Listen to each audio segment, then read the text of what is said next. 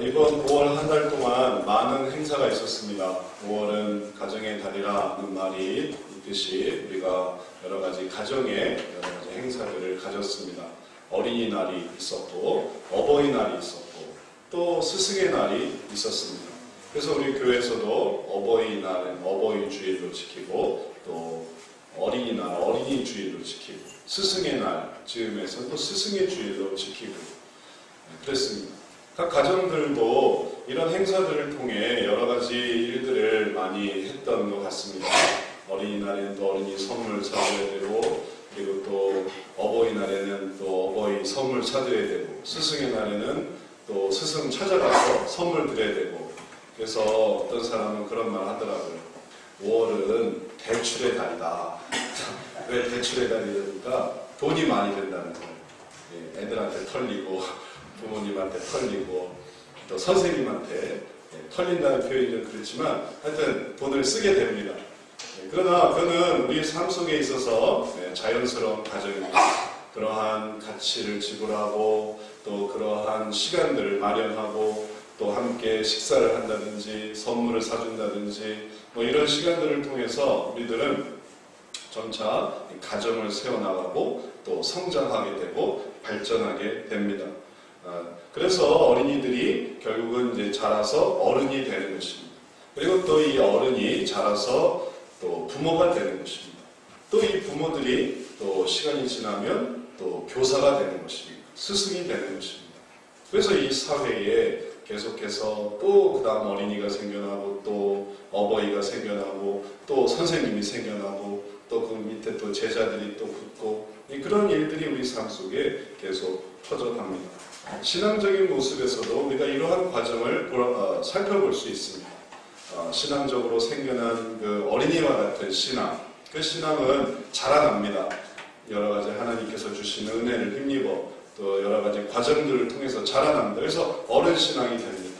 또 어른 신앙이 되면 가만히 있겠습니까? 어른 신앙은 또 부모의 신앙이 됩니다. 아이를 키워보는 그 고통, 아이를 키워보는 그 안타까움으로 또 누군가를 섬기기 위해서, 또 누군가에게 전도하기 위해서 또 애를 씁니다. 또 그 신앙은 더 자라다 보면 교사의 혹은 스승의 신앙이 되기도 합니다. 누군가를 가르치는 것입니다. 예전에 처음 믿을 때의 그 어리숙함과 잘 모르는 상태를 생각해보면 나중에 시간이 지나서 이제 누군가를 가르치고 있는 이 모습을 볼 때 참 많이 시간이 흘렀구나 라는 생각을 해보게 됩니다. 저도 이 자리에서 여러분을 가르치는 목사로 서게 되었지만 저도 앉아있는 어린이였습니다.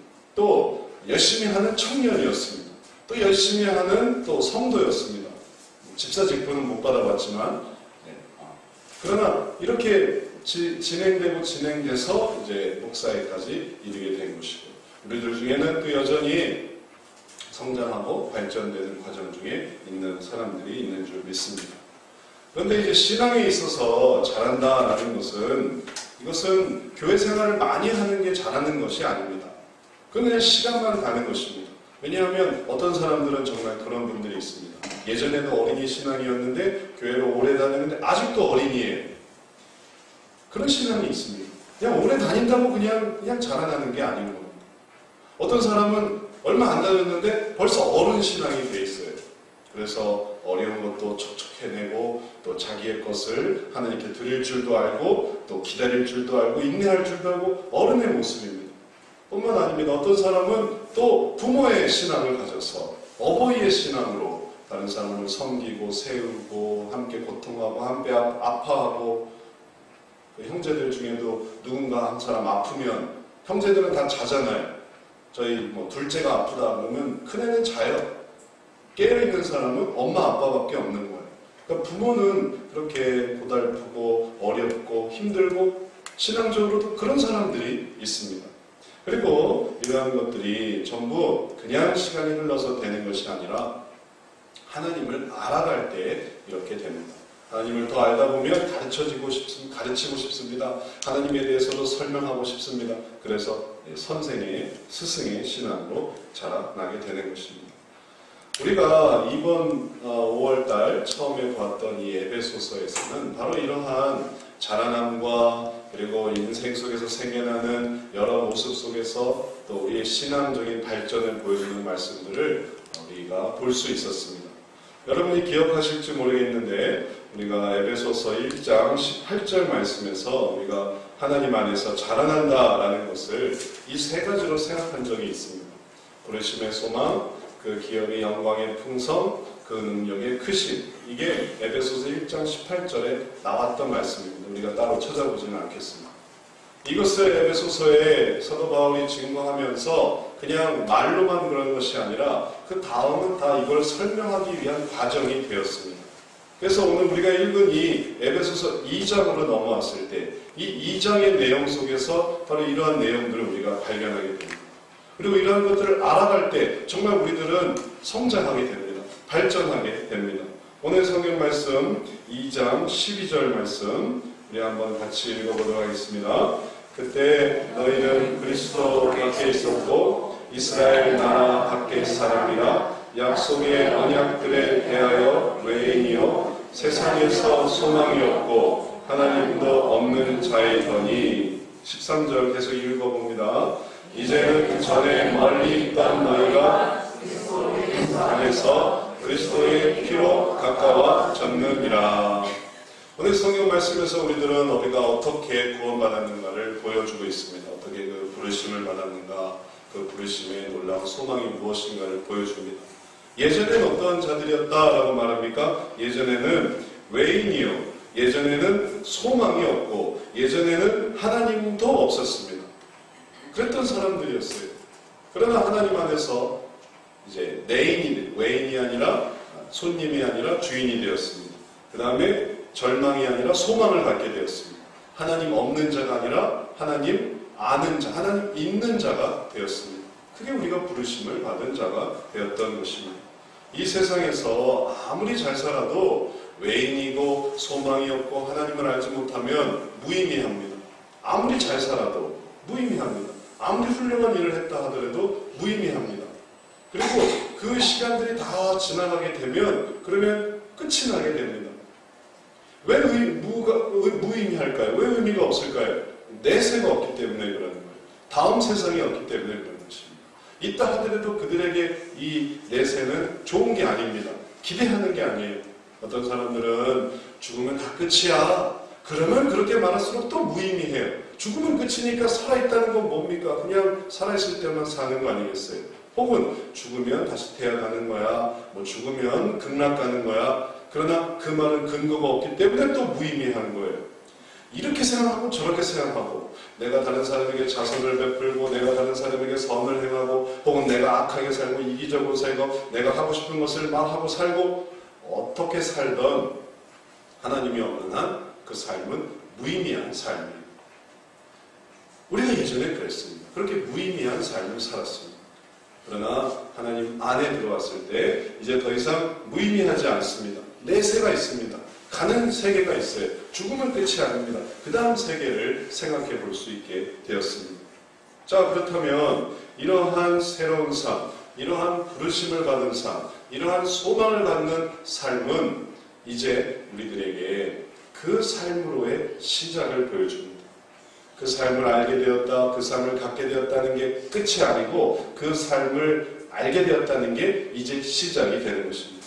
그럼 이제 우리는 뭘 해야 될까요? 성장해야 됩니다.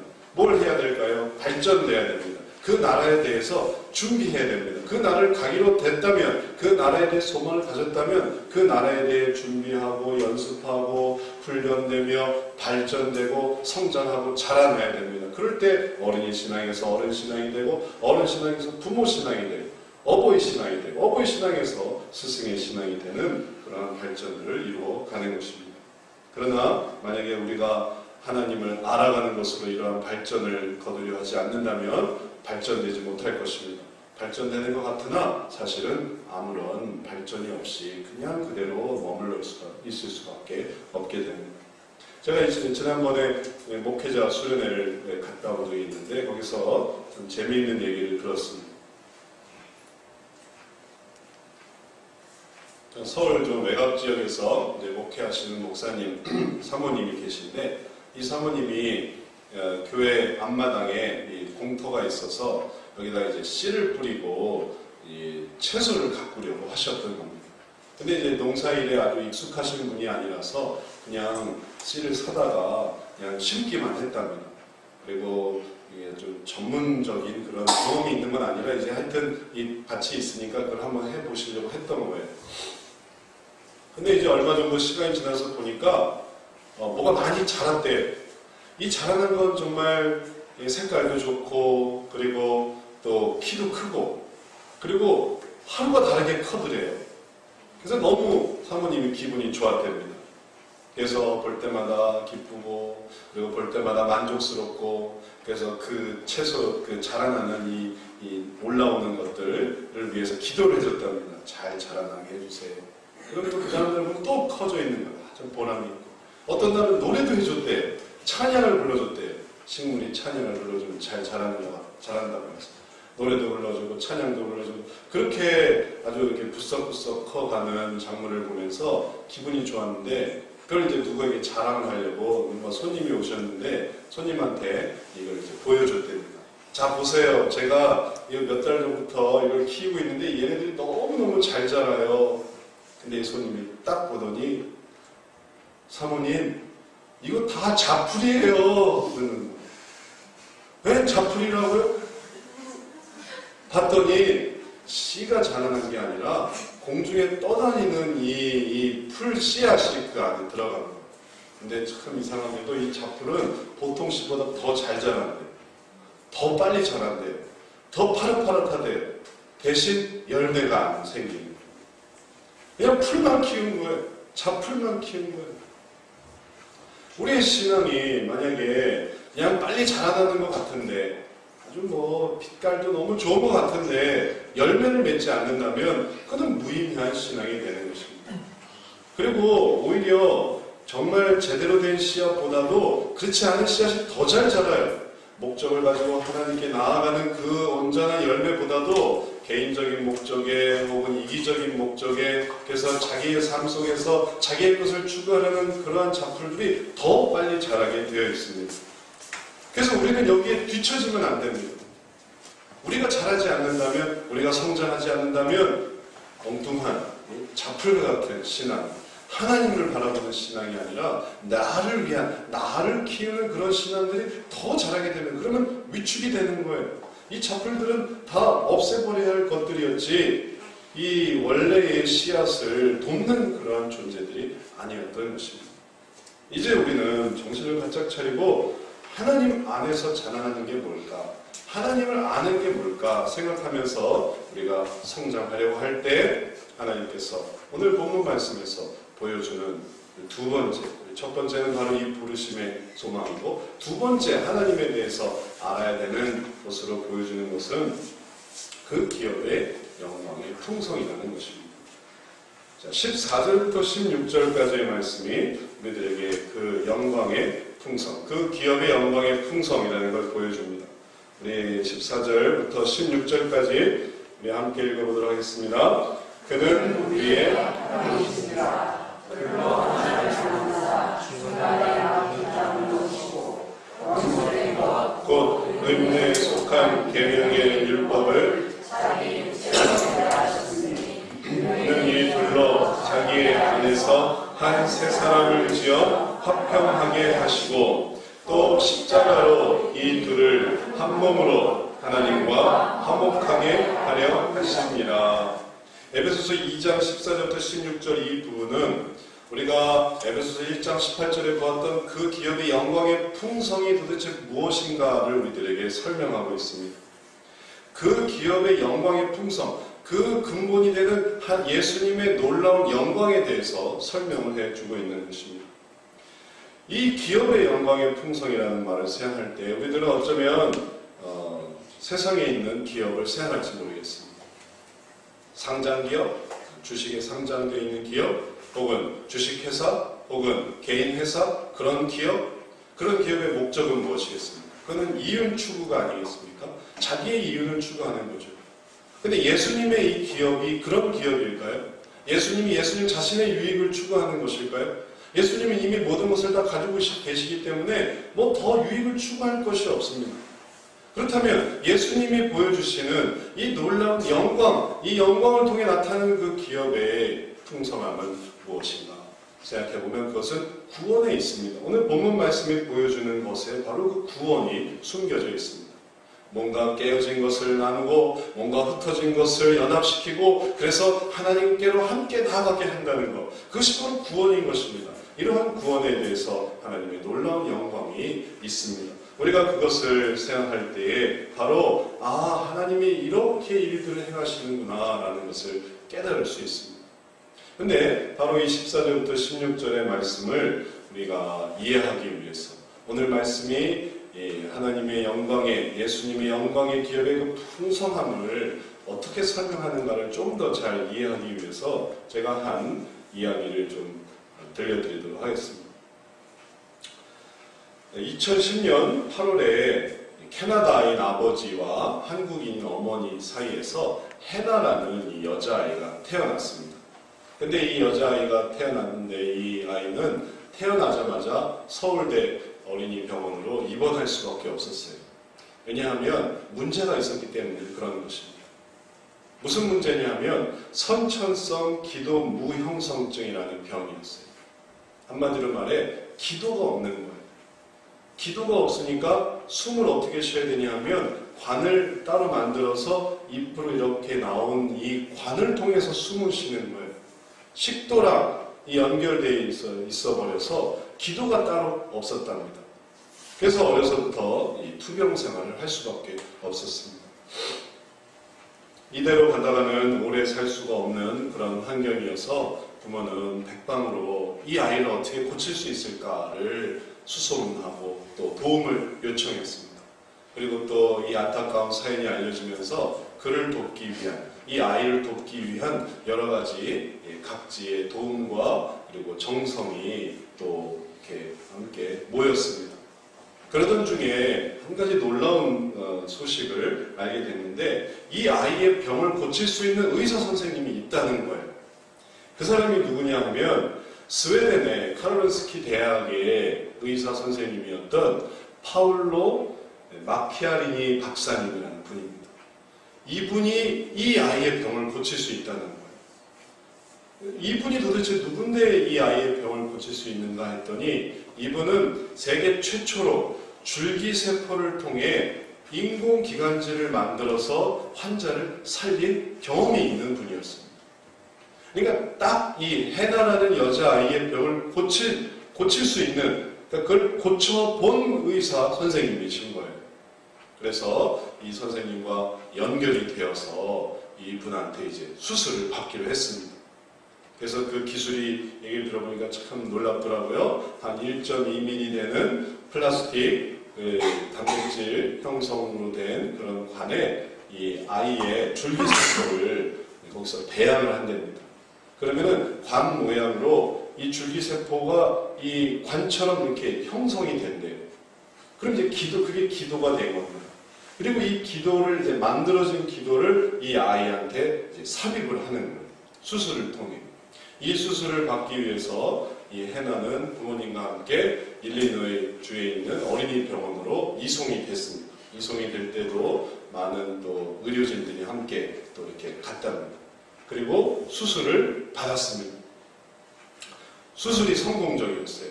이 수술을 받고 난 다음에 모습이 무슨 전투를 치른 듯한 아이의 그 담대한 모습이 느껴집니다. 수술이 잘 끝났답니다. 놀라운 기술이에요. 그래서 부모들은 기뻐했습니다. 감사했습니다. 고마워했습니다. 어려운 부분이었지만 없는 부분을 만들어내야 되는 그런 부분이었지만 이 부분들을 정말로 잘 이루어낼 수 있었던 것입니다. 이러한 기쁜 일을 생각해보면 예수님이 하신 일이 이거보다 100배는 더 기술이 좋다는 걸 알 수 있습니다. 예수님도 이러한 일을 하셨습니다. 그런데 예수님이 하신 일은 이러한 일들보다 더 놀라운 기술이에요. 의료진들이 없는 그 관을 만들어서 이 아이에게 삽입하는 이 모든 과정보다 더 세밀하고 더 아름답게 예수님께서는 놀라운 구원의 일들을 이루셨습니다. 예수님께서 오늘 본문에서 나타난 행하신 일들을 4가지로 정리할 수 있습니다. 첫 번째로 뭘 하셨는가 하면 예수님은 둘로 하나를 만드시고 중간에 막힌 담을 허셨습니다. 둘이 되었어요. 그러나 이 둘을 하나로 만드셨다고 했습니다. 그리고 그 사이에 막힌 담이 있었는데 이 막힌 담을 주님은 헐으셨습니다. 그게 주님이 하신 일이에요. 그 다음에 두 번째로는 원수된 것, 곧 의문에 속한 계명의 율법을 자기 육체로 폐하셨어요. 사실 이것이 막힌 담 그 자체였습니다. 왜 둘은 하나가 되지 못했을까 하면 막힌 담이 있었기 때문이고, 그 담이 뭐냐 하면 그게 원수되게 만드는 것입니다. 의문에 속한 계명의 율법, 이 율법이 각 개인에게도 있어서 이는 이래야 되고 저는 저래야 되고 이건 이래야 되고 저거는 저래야 되는 그 율법, 규칙들, 계명들, 각자의 그 계명들, 그것들을 예수님께서는 자기 육체로 폐하셨어요. 자기 육체로 이것들을 없애셨습니다. 자기의 육체를 들여 이것을 사라지게 하신 것입니다. 그 다음에 예수님께서 하신 세 번째는 뭐냐면 둘로 자기 안에서 한 세 사람을 지어 화평하게 하셨습니다. 이 둘이 그냥 붙어만 있는 것이 아니라 이 둘이 한 세 사람이 지어지게 자기 안에서, 예수님 안에서 이 둘을 한 세 사람으로 만드신 것입니다. 그래서 둘이 화평하게 하셨어요.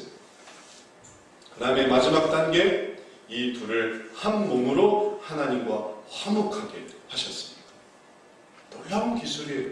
놀라운 일들. 이게 바로 예수님의 영광의 기업의 영광의 풍성이 되는 것입니다. 놀라운 일들을 행하신 것입니다.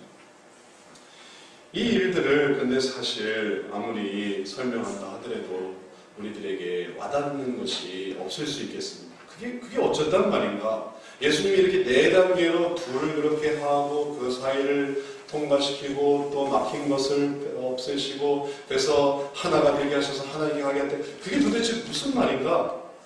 그거는 우리가 줄기세포에 대해서 얘기를 들을 때 그게 뭐지? 라고 생각하는 거랑 똑같은 거예요. 줄기세포 들어본 적이 있을 거예요. 줄기세포 그게 뭡니까? 줄기세포가 도대체 뭘 할 수 있다는 거예요? 이게 결국 우리에게 어떤 유익을 주는가를 생각할 때 비로소 줄기세포가 중요하구나, 그게 정말 놀라운 기술이구나 라는 것을 알 수 있는 것입니다. 방금 우리가 봤던 그 해나의 경우에 줄기세포는 무슨 역할을 했을까요? 없는 기도를 만들었어요. 안 그러면 평생 이 튜브를 끼고 살아야 되는 그런 연약한 형편인데 그거 없이 정말 정상적으로 살 수 있게, 정상적으로 호흡할 수 있게 되었다는 것입니다. 그렇다면 예수님께서 이 둘을 하나로 만드셨다는 것, 그렇게 해서 화평하게 하셨다는 것, 그건 무슨 뜻일까요? 그것은 우리들에게 때로는 끊어진 모든 관계들을 생각해보면 이해할 수 있습니다.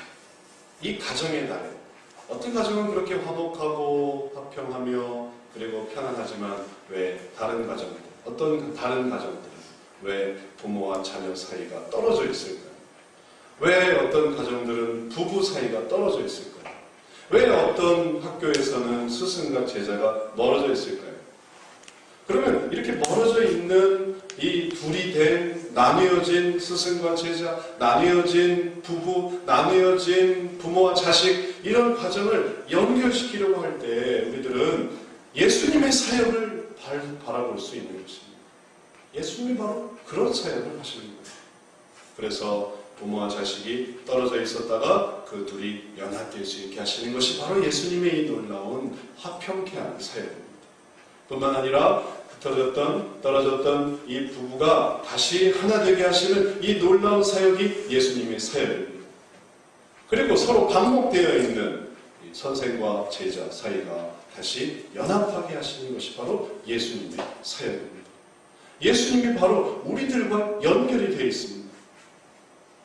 자, 이러한 상관관계, 이 상관관계의 핵심을 우리가 그 기업의 영광의 풍성, 우리가 지금 계속 말하고 있는 그 기업의 영광의 풍성, 그 기업의 영광의 풍성이라는 그 말 속에서 찾을 수 있습니다.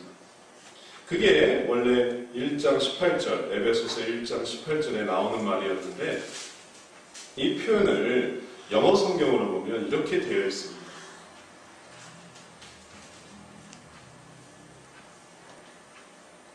The riches of his glorious inheritance in the saints. 해서 이게 그 기업의 영광의 풍성이에요. 그의 영광스러운 기업이 영어로 뭐로 되어 있냐 하면 inheritance라고 되어 있는 거예요. 비즈니스가 아니고 기업이 아니고 혹은 기업을 뜻하는 또 다른 incorporation이 아니고 inheritance라는 거예요. inheritance가 바로 그 기업이 되는 거예요. inheritance라는 이 영어 성경의 의미는 영어 단어의 의미는 유업이라는 뜻입니다. 유업이라는 말을 한번 생각해 보면 그건 우리가 받았다는 것이에요. 그러한 예수님의 영광스러운 일을 우리가 유업으로 받았다는 것입니다. 그리고 이 유업으로 받은 이것의 풍성함, 이 성도들 사이에서 이것이 얼마나 풍성한가, 이것이 얼마나 넘치는가를 우리가 깨달을 때 비로소 우리들은 성장하는 것입니다. 우리들은 자라나는 것입니다. 이것이 유업이라는 점이 얼마나 우리들에게 큰 의미를 가져다 주는가요? 만약에 우리가 유업이 아니다라고 한다면, 그거랑 상관이 없다라고 말한다면 이건 절대로 저절로 생기지 않습니다. 유업을 내가 그것을 받고자 하고 내가 그것을 사모하고자 하고 내가 그것을 따르고자 할 때 그것은 내 것이 되는 것입니다. 그러지 않고 아니 나는 그런 유업 싫습니다. 아버지가 해놓으신 유업, 난 뭐 신발 가게 장사 혹은 뭐 채소 가게 장사 혹은 뭐 건어물 가게 장사, 나는 그런 거 싫습니다. 만약에 그게 싫다고 한다면 그럼 그건 내 유업이 아닌 거죠.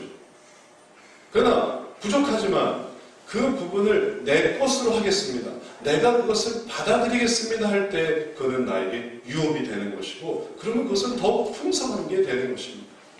예수님의 이 주어주신 이 일들은 둘을 하나로 만드신 화평케 하시는 놀라운 역사였습니다. 그 유업이 바로 우리들에게 있습니다. 그 유업이 바로 우리들이 깨닫고 있는 이 복음 속에 있습니다.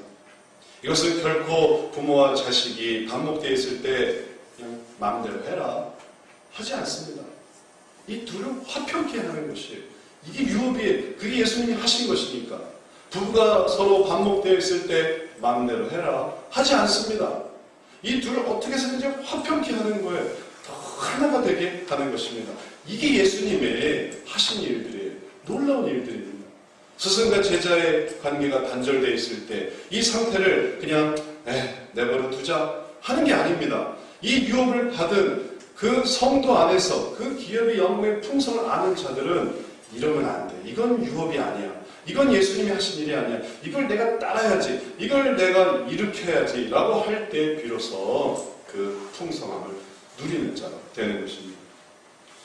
성경은 우리들에게 그것을 알라고 했습니다. 그것을 꼭 실천하라고 명령하지 않았습니다. 저도 여러분들에게 우리가 이 기업의 영광의 풍성을 알자라고 말하고 싶습니다. 이걸 꼭 하자라고 말하고 싶지 않습니다. 이건 그렇게 명령적으로 해서 되는 게 아니기 때문입니다. 우리가 그것을 기뻐하고 우리가 그것을 감사하며 그것을 따르고자 할 때 그것은 우리들의 것이 되었습니다. 그렇게 하려고 할 때, 정말로 하나 되게 하려고 할 때 우리들은 하나님의 은혜로 더욱 새로워지는 것입니다. 성경이 우리들에게 너희가 성장하기 위해서 필요하다라고 했던 그 세 가지가 무엇인가를 다시 한번 기억해 보십시오. 첫 번째는 부르심의 소망, 두 번째는 그 기업의 영광의 풍성이고, 그 다음에 마지막 하나가 그 능력의 지극히 크심이었습니다. 그 지극히 능력의 크심. 이제 앞선 두 가지가 된다면 이 세 번째, 그 능력의 지극히 크심, 이것도 될 수 있습니다. 여기까지 말했을 때 어떤 사람들은 그렇게 말할 수 있습니다. 그건 아직 알겠습니다. 내가 그런 일에 부르심을 받았고 그게 우리의 기업이 된다는 것도 알겠습니다. 그게 가능하다는 것도 알겠습니다. 하지만 저는 그런 힘이 없습니다. 내가 변한다고 해서 그 사람이 변하나요? 내가 부모로서 변한다고 해서 우리 자식이 변하나요? 내가 자식으로서 변한다고 해서 부모님이 변하나요? 내가 아내로서 변한다고 해서 남편이 변하나요? 혹은 내가 남편으로서 변한다고 해서 아내가 변하나요? 스승으로서 내가 암만 잘해줘도 뭐합니까? 제자들은 여전히 나쁠 텐데, 여전히 악할 텐데. 그러니 우리 사이에서 능력이 사라지게 될 때, 그리고 이런 힘이 안 날 것 같을 때 그때 우리들을 위해 하나님의 능력의 지극히 크심이 있습니다. 그 능력의 지극히 크심이 무엇인가를 우리가 이제 깨달을 수 있습니다. 그것은 16절부터 나타납니다. 16절 하반절에 우리 원수된 것을부터 한번 같이 읽어봅니다. 원수된 것을 십자가로 소멸하시고 또 오셔서 먼 데 있는 너희에게 평안을 전하고 가까운 데 있는 자들에게 평안을 전하셨으니 이는 저로 말미암아 우리 둘이 한 성령 안에서 아버지께 나아감을 얻게 하려 하심이라. 오늘 말씀이 15절까지 끝나는 게 아니고 그런 거다라고 끝나는 게 아니고 이 모든 것들을 이제 실제적으로 진행하신 능력을 나타내시는 그 능력이 증거되고 있습니다. 뭐라고 말하고 있습니까? 주님은 원수된 것을 십자가로 소멸하신다고 했습니다. 이 원수된 것, 이 원수된 것이 원수되게 만드는 또 원수되게 하는 생각, 그것을 십자가로 그리스도 예수의 피 십자가로 없애신다는 거예요. 그것을 철폐시켜 버리신다는 것입니다. 하나님이 행하시는 것이 있어요. 또 오셔서 먼 데 있는 너희에게 평안을 전하고 가까운 데 있는 자들에게 평안을 전하십니다. 이상하게도 하나님이 하시는 일은 내가 하나님을 따르고자 하면 하나님은 그 사람에게도 역사하세요. 가까이 있건 멀리 있건 하나님을 중심으로 생각해 보십시오. 하나님께 가까이 있는 사람이 있죠. 가까이 있으면 가까이 있는 자에게 하나님은 평안을 전하시고 멀리 있으면 하나님도 멀리 있으면 하나님을 안 믿는 것도 멀리 있을 것입니다. 멀리 있는 자에게 하나님은 멀리 있는 자에게도 평안을 전하십니다. 하나님은 역사하시는 분이세요. 내가 움직이려고 하면 내가 그것을 따르려고 하면 하나님은 가까이 있는 자에게 평안을 전하시고 멀리 있는 자에게 평안을 전하십니다. 그리고 이 놀라운 일들을 이루시는데 이는 저로 말미암아 우리 둘이 한 성령 안에서 아버지께 나아감을 얻게 하려 하십니다. 이제 이 사람에게 역사하시고 저 사람에게 역사하시고 다시 말해서 부모님에게 역사하시고 자녀에게 역사하시고 남편에게 역사하시고 아내에게 역사하시고 선생님에게 역사하시고 또 제자에게 역사하시고 이 모든 역사하심이 누구와 함께 이루어지냐 하면 성령 안에서 이루어지는 것입니다. 성령 안에서 이 일이 이루어집니다. 근데 아까 뭐라고 말했습니까? 아까는 자기 안에서가 누구겠어요? 자기 안에서는 예수님 안에서 하나를 이루셨잖아요. 그게 끝이 아닌 거예요. 예수님 안에서 하나를 이루신 것, 예수님의 신앙 안에서 하나를 이루신 것, 그것으로 이제 더 나아가서 그 다음에 성령 안에서, 성령은 이 일을 실제적으로 이루게 하시는 역사하시는 영입니다. 예수님이 보내신 영입니다. 이 성령께서 또 역사하셔서 이것이 성령 안에서 또 하나 되게 하시는 거예요. 한 번 더 싸시는 거예요. 이 능력이 크신 것입니다. 그래서 그게 이루어지는 거예요. 그리고 이 성령 안에서 되는 것이 이제 어디로 갑니까? 하나님께 나아가는 거예요. 하나님께 나아가면 어떻게 되겠습니까? 하나님께 나아가면 하나님 안에 되는 거예요. 그럼 예수 안에서 하나 됐고 성령 안에서 하나 됐고 그 다음에 성부 하나님 안에서 이제 하나가 되는 거예요. 그럼 이제 이게 뭐가 된 겁니까? 연합된 거예요. 연합. 내가 내 마음의 고통과 괴로움을 예수님 안에서 일단 풀고 자 그럼 이제 나가보자. 예수님과 함께 나가보자 하고 나가보면 성령님께서 그 사람에게도 역사하시고 나에게도 역사하시고 그리고 그렇게 되는 것은 결국 하나님께로 나아가는 것이 됩니다. 결국 단순한 갈등 해결을 주님이 하시는 게 아닙니다. 단순히 평화 정착을 하시는 게 아닙니다. 이걸 통해서 진정으로 하나님께 나아가게 하십니다. 그래서 이것을 위해서 하나님께서는 놀라운 능력을 베풀어 주시는 것입니다. 이 능력은 성부, 성자, 성령이 다 동원된 놀라운 능력입니다. 그리고 그 일들을 통해서 하나님께서는 하나 되게 하시고 화평하게 하시고 그리고 화목되게 하십니다. 그러면 결국 갈등통에 고민했던 건 뭘까요? 하나님께 나아가는 길을 고민했던 거예요. 우리 자녀가 너무 고통스러워요. 우리 부모가 너무 고통스러워요. 그걸 가지고 신앙 안에서 나아가고자 할 때 그는 하나님과 하나가 돼요. 예수님과 하나가 돼요. 예수님이 자 나랑 함께 해보자. 나랑 함께 너희 부모에게로 나아가보자. 나랑 함께 너희 자녀에게로 나아가보자 할 때 성령 안에서 하나가 됩니다. 그리고 정말로 그렇게 나아간 자녀가 아버지 잘못했어요. 어머니 잘못했어요. 또 이제 잘할게 할 때 우리는 정말 하나가 되는 거예요. 그러니 단순히 문제 해결로 끝나는 게 아니라 하나님 안에서 하나가 되게 하는 이 바로 주님이 이루시는 것입니다. 이게 놀라운 성령의 역사요. 하나님의 크신 능력이에요. 단순히 예수님의 하나 되게 하신 것으로 끝나지 않는 놀라운 결과가 있는 것입니다. 성경 말씀 속에서 우리들은 그런 많은 일들을 볼 수 있습니다. 사라의 학대를 견디지 못하고 하갈이 집으로 나갔을 때, 집에서 나갔을 때 그는 천사를 만났어요. 천사를 만나서 집으로 돌아가라. 내가 너와 함께 하겠다. 하갈이 거기에 순종해서 집으로 들어왔을 때 언제 그랬냐는 듯이 평안이 이루어졌어요. 그렇게 학대를 했던 사라가 완전히 돌변한 거예요. 이젠 견딜만 한 거예요. 그래서 그가 집으로 들어가게 되었습니다. 야곱이 형 에서를 만날 때 두려움이 있었습니다. 나를 죽이지는 않을까? 나를 살해하지는 않을까? 그러나 그가 하나님 안에서 용기를 얻고 담대한 마음으로 에서에게 나아갔을 때 나를 죽이지는 않을까 하던 이 에서는 의외로 야곱을 어둠밖에 또 않는 거예요. 그래서 야곱은 너무 감사해서 울고 또 에서는 웬일인지 에서도 울어요. 그래서 두 형제는 같이 눈물을 흘리면서 울었습니다. 하나님이 함께 해주신 능력의 결과였어요. 신약 성경으로 나아가 빌레몬에게서 도망친 오네시모가 있었습니다. 이 오네시모는 내가 주인인 빌레몬에게서 도망쳤지만 이제 그리스도인이 되었습니다. 그리고 그리스도인이 된 사람으로서 다시 빌레몬에게 갈 때 나를 받아줄 수 있을까 없을까 고민했지만 걱정했지만 놀랍게도 빌레몬에게 하나님이 역사해 주셔서 오네시모가 돌아갔을 때 빌레몬은 또 그를 또 따뜻하게 맞이해 주셨어요. 이것이 하나님의 능력인 것이에요. 그 능력을 사모하고 그 능력을 믿고 그 능력을 따르는 자들에게 지금도 하나님은 얼마든지 그 능력을 나타내실 수 있습니다. 그래서 그 능력을 우리가 깨달을 때 우리가 성숙하게 되는 것입니다. 성장하게 되는 것입니다. 그리고 그럴 때 우리 삶 속에 또 화목하게 하셨고 화평케 하셨던 그 놀라운 능력을 우리 삶 속에서 보여주십니다. 이 5월에 정말 아름다운 이 5월에 우리 가정 속에 또 우리의 인생 속에 우리의 삶 속에 그 예수님의 그 하나 되게 하시는 은혜와 성령님의 또 하나 되게 하시는 은혜와 하나님의 그 하나 되게 하시는 은혜가 넘치게 되기를 소원합니다.